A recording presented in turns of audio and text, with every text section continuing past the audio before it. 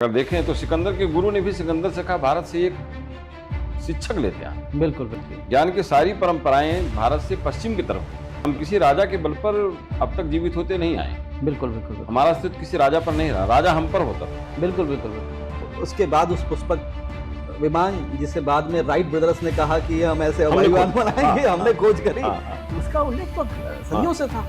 जब इसरो ने Aditya L1 launch किया तब उन्होंने बताया कि एग्जैक्टली धरती से सूर्य की दूरी इतनी युग सहस्त्र योजन पर भानु लिल्यो ताई मधुर फल जानू। आपके चालीसा में ऑलरेडी वो लिखा हुआ था, आपने उसे ऐसे पढ़ा क्योंकि मंत्र है, मंत्र है। उसको हमने गंभीरता से नहीं लिया।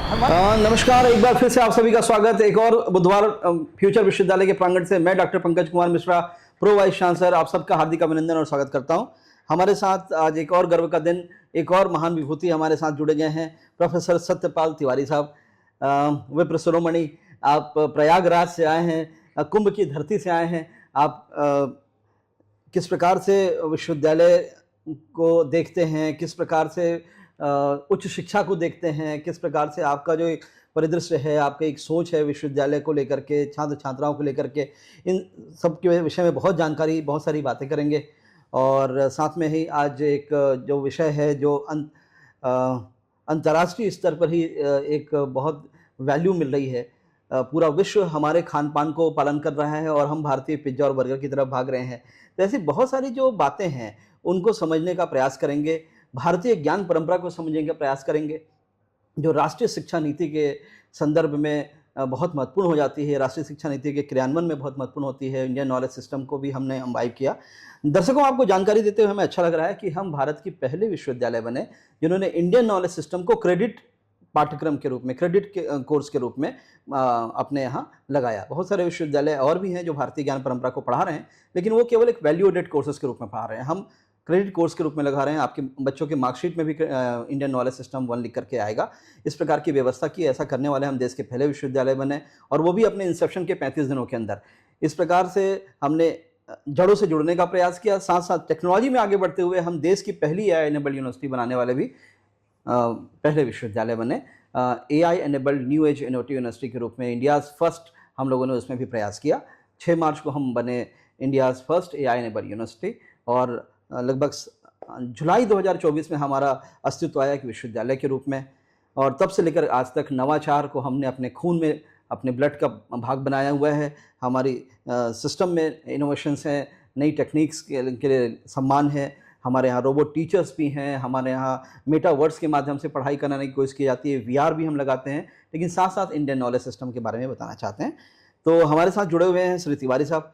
तिवारी साहब, आपसे निवेदन है कि भारतीय ज्ञान परंपरा की आवश्यकता कैसे है, इस पर तो बात करेंगे। थोड़ा सा अपना परिचय दीजिएगा और साथ में जरूर बताइएगा कि इंडियन नॉलेज सिस्टम कैसे इतना समृद्ध है और उसको बच्चों के लिए क्यों अनिवार्य है। बहुत धन्यवाद। जहाँ तक मेरे बैकग्राउंड की बात है जी, मैं ग्रामीण क्षेत्र से संबंधित हूँ जी। मैं 1992 में इलाहाबाद यूनिवर्सिटी में BA के छात्र के रूप में मैंने वहाँ एडमिशन लिया जी, और फिर वहीं से मैंने PG और शोध कार्य किया जी, और कंपटीशन का छात्र रहा। ओके। मैंने 3 बार इंटरव्यू दिया। जी, संयोग से उधर नहीं जा पाया तो इधर पहले ही चांस में असिस्टेंट प्रोफेसर बन गया जी, महाविद्यालय में। जी, महाविद्यालय में नौकरी करने के बाद मैं फिर राजर्षि टंडन मुक्त विश्वविद्यालय, जी, उत्तर प्रदेश प्रयागराज के मानविकी विद्या शाखा का निदेशक। अरे वाह, क्या बात, क्या बात। और वहीं मैं कार्य कर रहा हूँ। जी, जी, यह विश्वविद्यालय आपके विश्वविद्यालय की तरह ही भारतीय ज्ञान परंपरा का संवाहक रहा है। जी, और भारतीय ज्ञान परंपरा की जहाँ तक बात है, जी, वह विश्व में ज्ञान के क्षेत्र में सर्वोच्च शिखर पर है। सर्वोच्च शिखर पे। जी, और जब हम भारतीय ज्ञान परंपरा से आवेष्टित थे जी, तो हम विश्व गुरु थे। बिल्कुल ठीक बात, बिल्कुल ठीक। कोई भी ऐसा क्षेत्र नहीं था जहां हम पहुंचे ना हो।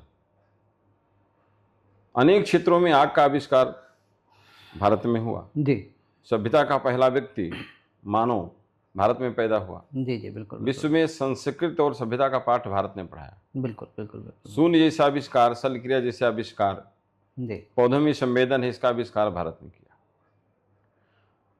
लेकिन बीच के कालखंड में कुछ गत्यावरोध उत्पन्न हुई जी जी जी जी जी और हम जब अपनी शक्ति से कुछ कमजोर हुए, जी, हम पराभूत तो कभी नहीं हुए। बिल्कुल बिल्कुल बिल्कुल बिल्कुल। भारत कभी पूर्ण पराजित नहीं हुआ।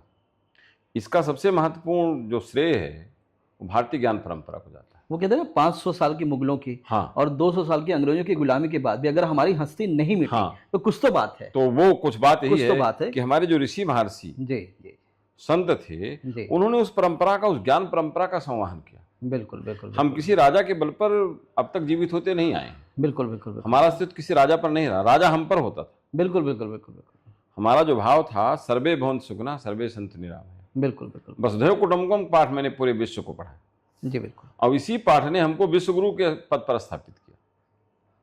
उसका कारण था कि हमारे जो ज्ञान थे विश्व को चकाचौंध कर दिया।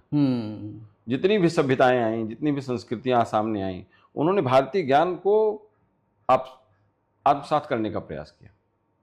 यहाँ तक कि जैसे अगर देखें तो सिकंदर के गुरु ने भी सिकंदर से कहा भारत से एक शिक्षक लेते आना। बिल्कुल बिल्कुल बिल्कुल तो कहीं ना कहीं यूनान में, ग्रीक में हमारी परंपरा का, हमारे ज्ञान का लोहा माना जाता था। जी जी जी जी ज्ञान की सारी परंपराएं भारत से पश्चिम की तरफ गई। यूनान से के रास्ते होते हुए वो ब्रिटिश, फ्रेंच, जी। हर क्षेत्रों में फैली, विस्तृत हुई, वहां तक गई। जो आपने बताया कि तक्षशिला और नालंदा की लाइब्रेरी को, हाँ। पुस्तकालय को जलने में 3 महीने 6 महीने के आसपास समय लग गया था। इतना समृद्ध, इतना विशाल ग्रंथालय हमारे पास हुआ करता था, इतना बड़ा ज्ञान का भंडार था और वो धू धू करके जला किसी आक्रमणकारी के द्वारा। उसके बाद भी हम लोगों ने अपने ज्ञान को संभाल के रखा। अब राष्ट्रीय शिक्षा नीति कह रही है कि इंडियन नॉलेज सिस्टम पढ़ाना जरूरी है।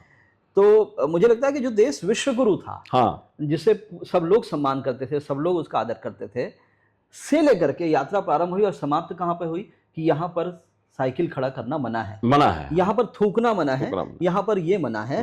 हमें ये तक समझाना पड़ा हम कहाँ से चले थे, कहाँ पहुंच गए।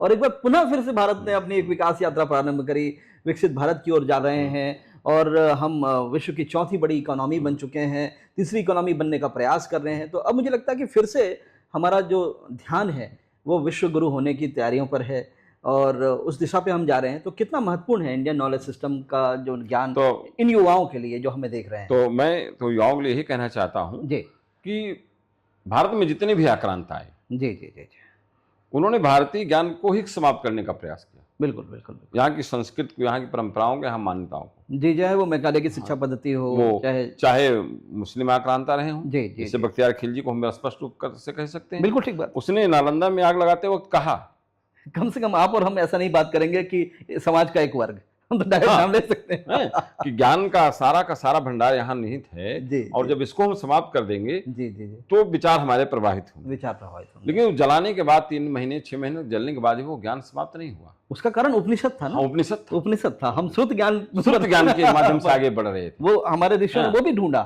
लेकिन बाद में जब हम अंग्रेजी यहाँ आए तो अंग्रेजों ने इस बात को बहुत बारीकी से अध्ययन किया कि जब तक यहाँ की परंपरा को, संस्कृत, उस ज्ञान को समाप्त नहीं करेंगे तब तक पूर्ण विजय संभव नहीं होगी। किसी ने कहा 2 वेद का ज्ञाता द्विवेदी, 3 वेद का ज्ञाता त्रिवेदी, 4 वेद का ज्ञाता चतुर्वेदी, है ना।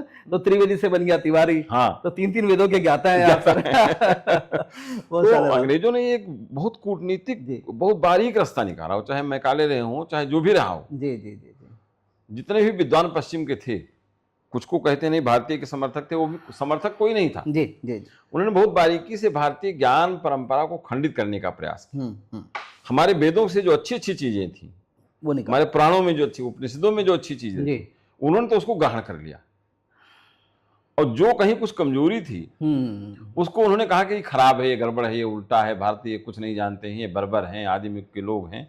मर्यादा के भी कितनी विशालतम उदाहरण हमारे शास्त्रों में मिलती है, सनातन में, कि जब भरत ने कसम खाई थी कि राम जी अगर आप 14 वर्ष और 1 दिन हो जाएगा तो मेरा मृत्यु देखेंगे आप, मेरी डेड बॉडी देखेंगे आप, तब श्री रामचंद्र जी ने मर्यादा पुरुषोत्तम होने के बाद भी निवेदन किया विभीषण से कि क्या मैं आपका पुष्पक का प्रयोग कर सकता हूँ। कितनी मर्यादा है ना। और उसके बाद उस पुष्पक विमान, जिसे बाद में राइट ब्रदर्स ने कहा कि हम ऐसे हवाई विमान बनाएंगे, हमने खोज करी, उसका उल्लेख तो सदियों से था, लेकिन हम उस ज्ञान को नहीं समझ पाए। जब इसरो ने आदित्य L1 लॉन्च किया तब उन्होंने बताया कि एग्जैक्टली धरती से सूर्य की दूरी इतनी है। युग सहस्र योजन योजन पर भानु हाँ। लिल्यो ताहि मधुर फल जानू। आपके चालीसा में ऑलरेडी वो लिखा हुआ था, ये मैं आपने उसे ऐसे पढ़ा हाँ। कि वो कोई मंत्र है, मंत्र है। हाँ, उसको हमने गंभीरता से नहीं लिया। हनुमान चालीसा इस प्रकार से पढ़ना है कि भूत भगाने के लिए पढ़ना है, डर के लिए पढ़ना है, उसमें निहित बातों को हमने समझा ही नहीं, सुना ही नहीं। और यही कारण था, मुझे लगता है कि हम जो बात कर रहे थे सुबह कि ना ठीक से हम धोती पहन पा रहे हैं, ना धोती छोड़ पा रहे हैं, ना ठीक से जीन्स पहन पा रहे हैं, कहीं बीच में फंसे हुए।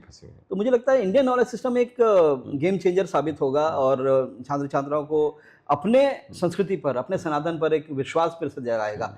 इसके लिए कुछ और बताना चाहेंगे? तुलसीदास ने बिल्कुल स्पष्ट कहा जी। हम तुलसीदास को कुछ लोग कहते हैं वो क्या लिख गए हैं, पोगापंथी लिख गए हैं। जी जी। लेकिन जो अभी आपने कहा हनुमान चालीसा में, उन्होंने बिल्कुल लिखा युग सहस्त्र योजन पर भानु लीलोता है मधुर फल। सूर्य की वही दूरी वो सहस्त्र योजन युग वो किलोमीटर के अनुसार आज वैज्ञानिक सिद्ध कर रहे हैं। जब आदित्य एल 1 गया तब आपको पता चला राम सेतु की प्रामाणिकता नासा ने कह दिया तो हम भी मानने मानने तैयार। नहीं तो हमें कोई काल्पनिक पात्र लग रहे थे राम, जो बिल्कुल राम को हमारे किसी ने कहा ना कि रामायण एक उपन्यास है, काल्पनिक पात्र हैं।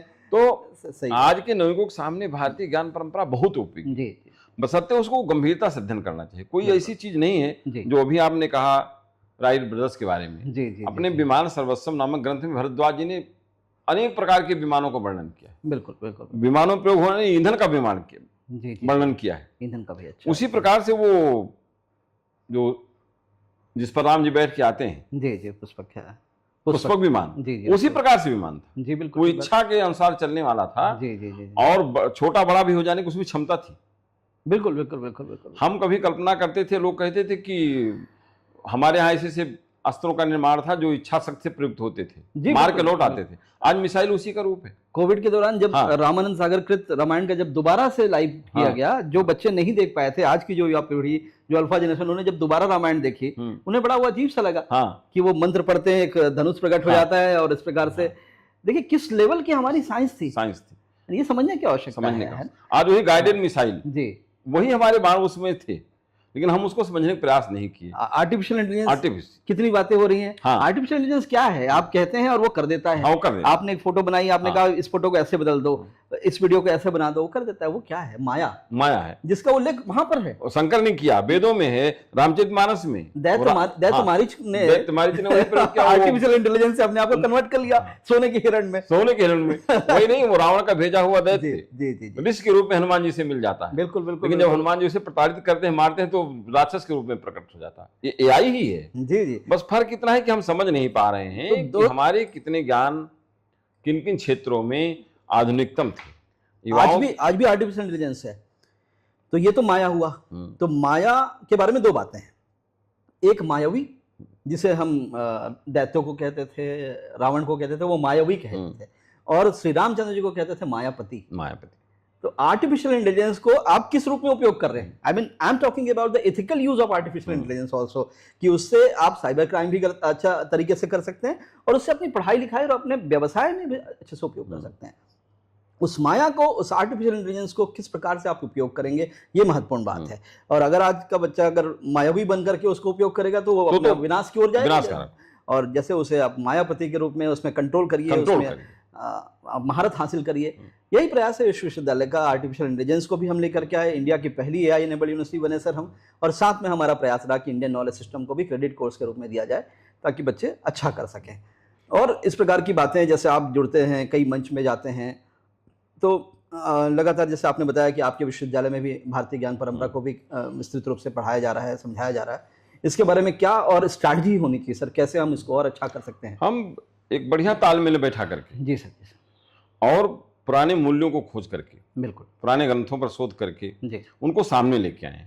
जैसे अभी आपने कहा कि हम मायावी न बने, बिल्कुल हम मायापत बनने का प्रयास, मायावी न बन के मायापति बने। अगर हम मायापत बनेंगे तो माया के सारे चिन्ह पर हमारा अधिकार होगा, वो हमारे नियंत्रण में होगी, तो उसका हम सदुपयोग कर सकेंगे। बिल्कुल बिल्कुल। ठीक उसी प्रकार जैसी एक हम लोग एक समाज में एक कहानी प्रचलित है कि एक कोई इस प्रकार से जादूगर था या जिन्न था, जिसको महाराज विक्रमादित्य ने पकड़ लिया। अच्छा। तो उसने कहा कि आप या तो हमको काम बताते रहिए, नहीं काम नहीं बताएंगे तो हम आपको समाप्त कर देंगे। वाह क्या बात। विक्रमादित्य ने उससे कहा तुम चढ़ने उतरने का काम करो। अच्छा, ये खंभा बता दिया, लगातार चढ़ता उतरता, खत्म नहीं हो गया, खत्म नहीं हो रहा था। फिर वो एक दिन वो खत्म हो गया, जी जी जी, विक्रमादित्य भूल गए, हाँ, तो फिर प्रकट हुआ, हाँ, तो कहा अब महाराज आपको खत्म कर देंगे। अच्छा, तो उन्होंने कहा या तो हम काम, तो उन्होंने कहा कुत्ते की पूंछ ठीक करो। ओह क्या बात है, क्या बात है। अब वो जिन्न दोहे तब से आज तक कुत्ते की पूंछ सीधी कर रहा है, वो नहीं हुई सीधी आज तक, वो सीधी आज तक नहीं हुई, वो काम से विक्रमादित्य को पछाड़ नहीं सका। तो हमको विक्रमादित्य बनना है, वो मेघा थे, हाँ, हमको राम बनना है। जी। हमको हमारे अंदर अपनी पुरानी व्यवस्था ज्ञान परंपरा को लेकर के जी, नए के सांचे में ढालते हुए उसे अपने अनुकूल बनाते हुए हमें पिज्जा की तरफ नहीं बढ़ना है, बिल्कुल बिल्कुल। हमें भारत के मिलेट्स को खाना है। अब देखिए ऑर्गेनिक फूड के नाम हाँ। से मार्केट में कितने महंगे वो दाल आ रही है, कितने महंगे कितने दाल। महंगे वो सामान हाँ। आ रहे हैं, हैं? और वही हम ऑर्गेनिक फूड जब हम कहते थे तो उस समय हमें सिखाया जाता था कि यूरिया डालिए, यूरिया डालिए, और जब खेत समाप्त हो गए, हाँ, बंजर तब हो कहें गए, कि गोबर खाद का प्रयोग करिए, बोले कंपोस्ट खाद, कंपोस्ट और खाद। ऑर्गेनिक खेती से होती रही है। हाँ। पूरा विश्व ऑर्गेनिक प्रोडक्ट के लिए आतुर है, हाँ, देश आतुर। हमारा उसके लिए सबसे बड़ा तो निर्माण। आज हमें पूरी इस ज्ञान का प्रयोग जी। शिक्षा से लेकर के कृषि तक, जी बीए से लेकर एलबी तक के क्षेत्र में जी, अपने ज्ञान की स्थापना करते हुए उसका प्रयोग करना है। जी। आज हमें जौ बाजरा की तरफ बढ़ना पड़ा, सावा कोदो की तरफ बढ़ना पड़ेगा। बिल्कुल बिल्कुल। यही हमारा प्राचीन ज्ञान, तो हमको शुगर नहीं होगी, हमको बीपी नहीं होगा। सर हमारी परंपरा में था ही नहीं परंपरा में कि था ही हमें धान खाना है, चावल का उपयोग करना है या गेहूं का, हमारी परंपरा में थी ही ना, हम तो मिलेट्स ही खाते थे शुरू मिलेट्स में। खाते थे। तो ये भी थी, और बहुत अच्छा लगा तिवारी साहब आपका हमारे स्टूडियो में आने का, और आपका समय देने के लिए हम बहुत कृतज्ञ हैं। बहुत आपका साधुवाद, बहुत धन्यवाद हृदय से। आज आप हमारे दीक्षारंभ कार्यक्रम के भी भाग बने, आपने विश्व के छात्र छात्राओं को, नव प्रवेशित छात्र छात्राओं को बहुत अच्छी जानकारी दी, बहुत अच्छा प्रेरणा दी सर। अंत में जाते जाते फ्यूचर विश्वविद्यालय का प्रांगण कैसे लगा, और आप हमारे छात्र छात्रों को क्या कहना चाहेंगे, अंतिम आपका संदेश क्या होगा सर, ये उसके बाद फिर पॉडकास्ट हम वास्तव में यहाँ आकर के जी अपने आप को बहुत धन्य माने कि आप लोगों ने हमको यहाँ बुलाया, और यहाँ आकर के हमें कई चीज़ देखने को मिला। जी इस यूनिवर्सिटी का पहली बात तो इंफ्रास्ट्रक्चर इतना सुंदर है, इतना अच्छा है जी कि वो विद्यार्थियों को स्वयं आकर्षित करता है। जी, बिल्कुल बिल्कुल। और तकनीक के क्षेत्र में ये बहुत अग्रणी विश्वविद्यालय, जैसा कि आपने बताया जी कि वैल्यू एडेड आपका एआई नहीं है, जी बिल्कुल, credit added. Credit course sir, बिल्कुल ठीक बात। तो ये निश्चित रूप से जहां तक हमें जानकारी प्रदेश का पहला विश्वविद्यालय होगा। और आईकेएस भी हमारा वैल्यूडेड है, आईकेएस आपका भी आईकेएस भी हमारा वैल्यूडेड, आईकेएस हाँ। भी हमारा क्रेडिट का कोर्स है, क्रेडिट का कोर्स। क्रेडिट का कोर्स है, तो कंपलसरी वो सिखा रहे हैं। छात्रों के लिए मेरा संदेह है कि ऐसे जी। विश्वविद्यालय से जुड़ेंगे होगा जी जी जी तो परंपरागत और आधुनिकतम जी का सम्मिलन जो होगा वो नवाचार के लिए बहुत उपयुक्त होगा, और बिल्कुल। उनके करियर संवर्धन के लिए बहुत ही अच्छा होगा। बिल्कुल। जो यह फ्यूचर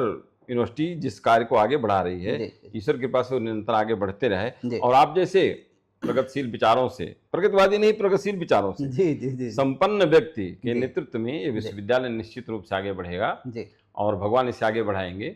मैं इसकी शुभकामना करता हूँ और हार्दिक बधाई देता हूँ जी। कि विश्वविद्यालय आगे निरंतर बढ़े, जी और आप लोग फिर से इस प्रकार के कार्यक्रम करें, जी तो यह विश्वविद्यालय के हित में बहुत अच्छा होगा। जी, बिल्कुल। और विश्वविद्यालय से निकले हुए छात्र समाज में जाएंगे, जो हमको देखने को मिला, तो समाज हित भी होगा जी। और शिक्षा का उन्नयन होगा। जी बिल्कुल। और एक बात मैं कह के अपनी बात को समाप्त करूंगा जी बिल्कुल। कि मैंने वहां भी कहा था जी, कि दीक्षा आरंभ, क्या बात है, क्या बात है, मैं ये कहने वाला था आपसे। जो कार्यक्रम आपने प्रारंभ किया, जी जी जी जी, जिस प्रकार से सारे विश्वविद्यालय दीक्षांत करते हैं, दीक्षांत लेकिन तो सब दीक्षारंभ नहीं करते, दीक्षारंभ कोई नहीं कर रहा तो था। हमको पहले दीक्षारंभ करना चाहिए। बहुत बढ़िया बात है। दीक्षोन्नयन का कार्यक्रम मैं देख रहा हूँ आपने किया है, जी जी जी जी जी, तो ये भी एक संस्कार है। वो भी एक संस्कार है। तो जी, जी। संस्कार के रूप में वही मैंने कहा कि आप जी। इतना अवदान कर रहे हैं समाज के रूप में, जी जी जी कि दीक्षा आरंभ करके आप वास्तव में शिक्षा और दीक्षा, जी बिल्कुल। जो शिक्षित हो रहा है वो दीक्षित कैसे होगा, दीक्षित कैसे हो, इस आप बात पे। इसको दीक्षित करने के लिए आप कार्य कर रहे जी, हैं। जी। तो जब हमारा समाज दीक्षित होगा, जी जी तो निश्चित रूप से भारतीय ज्ञान परंपरा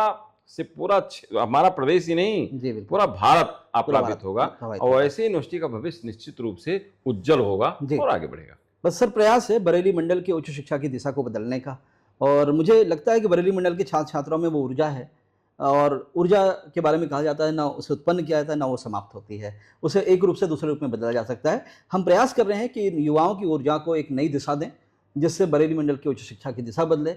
मुझे यकीन है, ऐ मेरे वतन की रेत मुझे एड़ियाँ रगड़ने दे, मुझे यकीन है पानी यहीं से निकलेगा। इन्हीं शब्दों के साथ आप सभी दर्शकों का, तिवारी साहब आपका बहुत बहुत धन्यवाद, साधुवाद। इसी प्रकार से जुड़े रहिएगा, लगातार कमेंट करिएगा, लाइक करिएगा, और जरूर बताइएगा अगली बार आप किस विषय पर हमें सुनना चाह रहे हैं।